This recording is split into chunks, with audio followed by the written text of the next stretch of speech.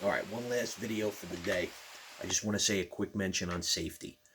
It was pointed out by a couple of friends. I have a soldering station on the desk. I have a flash for a camera disassembled on the desk. The flash has got a capacitor in it that you never know if it's charged. That could be a source of ignition.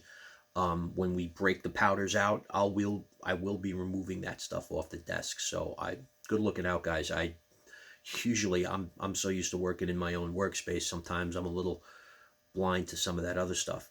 The other thing was I had the tumbler on the floor. I actually had an accident when I first started doing this where the tumbler vibrated off the desk and spilled everything out all over the floor.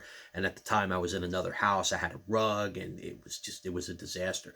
So from now on I always have the tumbler on the floor. Um, Now there was a great scene in the movie Tremors where Reba McEntire takes some spent brass and throws it in her tumbler, turns her tumbler on, and the graboid monster comes through the wall. I don't have that problem here. See where I'm at, it's very rocky. We're on the top of a mountain, so there's no soft dirt underneath the foundation for this house for the graboids to come in and get my tumbler. So I'm not really too concerned with that.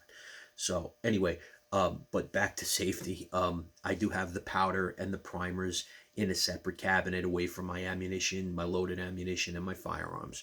And of course, everything is kept locked. So that's good. And when I start showing you the loader, I will actually go over cleanliness, cleaning. You don't want spent powder and powder residue staying in your machines. That could be all bad.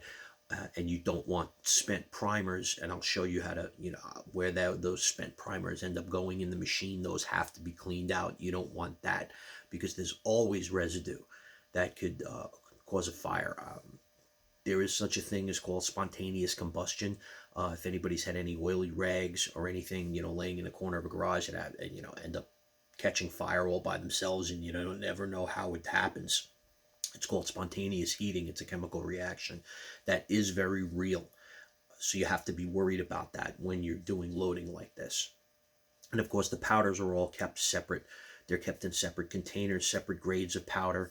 I have shotgun powder, which is a flaky powder.